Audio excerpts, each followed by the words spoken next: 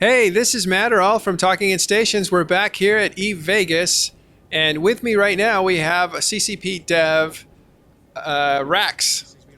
Rax. And, we'll talk about his name in just a second, but I also want to introduce on my left, we have Whosafish, part of TIS. How's it going, Whosafish? Really good. How are you doing? Really good. I want to talk about EVE Echoes now, because Rex is actually the brand manager for the product. And but first, I want to know, how did you get your name CCP Rax? Yeah, so I actually wanted to use the name CCP Ragnarok because my name is Ragnar Kormaksson in Icelandic, pretty hard to pronounce. But Raggy is short for Ragnar, so I essentially settled on Rax as the name, yeah. Keeping it close. Yeah, Ragnarok is an awesome name, especially for Icelanders. Great to have that, yeah. All right. So one thing he's involved with is EVE Echoes, and I want to ask, what's the relationship between EVE Echoes and EVE Online? Yeah, so EVE Echoes is sort of like let's say a mobile version of EVE Online. Still, it's a different universe. It happens in its own alternative universe, so the two games are not linked in any way. They're both on a singular shard, so everybody that plays within that game plays on the same server. And yeah, we're building that game with Netties at the moment, and their main focus at the moment is to sort of optimize the game for a mobile device, and that means some certain changes to make those features more mobile friendly. Yeah, what's that relationship like with NetEase?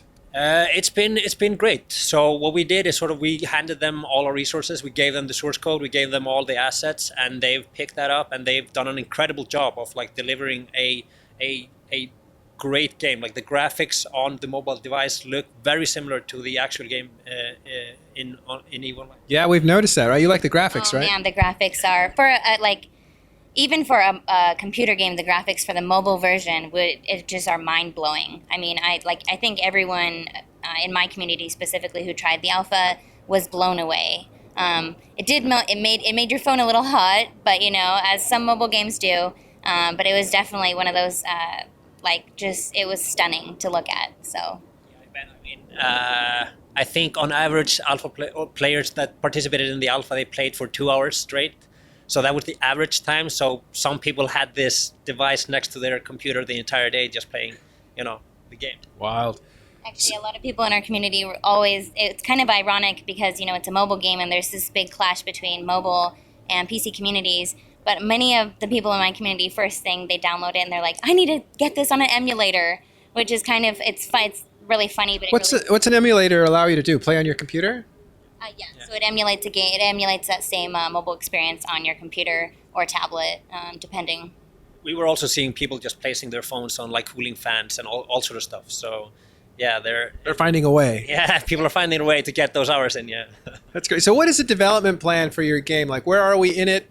And do we have a release date or anything like that yet? Yeah, sure. So in May this year, we had a technical test where we had around 1,000 players playing the game, and they were stress testing the servers, and the results of that was great. So we did an alpha test by the end of August until late September. We had around 7,000 players participating in the alpha, where we did fleet fights where we had up to 100 people playing and fighting each other. And that was just great. People were using Discord, and being on comms is a big part of playing EVE Online. So they were able to be on Discord at the same time playing these big, huge fleet fights where they were following a fleet commander. By the end of the year, we were planning to release the open beta, so anyone with an Android device and an iOS device can participate in that. And then next year, we're planning on releasing the game. All right, so it's a 2020 release. Yep, 2020 release. Awesome. Are you going to play it? Oh, 100%. Actually, I've already gotten a few requests from my community about, oh my gosh, do I need to get a key for the open beta? But I told them they just need to pre-register right now. So trying to get as many people hyped up, because we really do believe it's the players that make these kind of sandbox games. And that's really what makes and brings the story to them. So you guys have really done an amazing job in creating this beautiful sandbox and giving us this amazing opportunity. If you're interested in trying the game, you can either head over to EVE Echoes and pre-register, or if you have an Android device, you can go directly to Google Play and pre-register, so you'll have a notification when the game comes.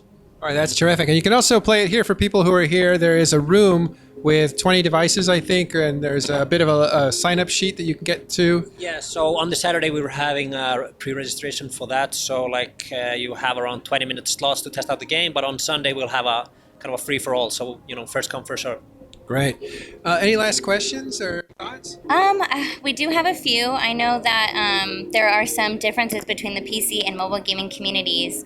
Now, we were kind of curious about how you feel about bringing in this new audience of mobile gamers, and what are your expectations or what are your hopes that Echoes might bring to the mobile gaming community, and how can you tie that back to EVE Online with the PC gaming community? It's a good question. So, I mean, one of the key things that we've seen, I mean, at CCP, our game has always been EVE Online, and, it's been a big focus. Opening up the game to sort of the mobile audience brings the EVE universe to, I don't know, 2-3 billion people more. So, like, people that have a mobile device are able to play the game, and we think there's going to be a huge halo effect from people playing both EVE Echoes coming over to EVE Online and vice versa. So, I mean, if you're a seasoned EVE Online player, you'll definitely have an advantage in knowing the controls and knowing the space and the environment you're in. And, seeing the results from the alpha test, we could hear that both players that have played, EVE Online for a long time and people that have never played EVE Online, they were enjoying the game equally as much. Yeah. That's a good sign. Yeah. Right. Well, we'll be looking for EVE Echoes coming in 2020, but there's all kinds of stuff to look for before that time. Is there anything else you wanted to say? I think we covered it. We're definitely just wanted, I guess, to say that we're really excited and we appreciate what you're doing. As a gaming development company, it's really important to place players first, and it really seems like with the track record of how long people play a game like EVE Online, and you trying to emulate this into a mobile version just really seems like a step forward into the future. And many people are saying, well, it can't be done, but oftentimes there's a lot of people saying it can't be done. Well, it seems like your team is just doing it, and so that's what we're really appreciative for. Yeah, good. Yeah, I mean, the development at CCP has always been community driven, and we want to listen to the feedback of our players, and we're hoping to do the same with EVE Echo. So we really want to listen to our players and know we're trying to steer away from the negative aspects of, we're looking into monetizations and how we can optimize features from the online PC game to the mobile device without making it too complex, all of those things. And hopefully we'll have, at the open beta, we'll have a kind of a new player experience and a tutorial which wasn't present in the alpha. So we're hoping that people will have an easier time of getting into the game. That's fantastic. Well, good luck with everything, Rax. We will see what EVE Echoes has to present soon during this year, and then the 2020 release. Thanks very much for hanging with us. Thank you, and we'll see you in Echoes. Thank you. All right, thanks, everybody. We'll see you next time.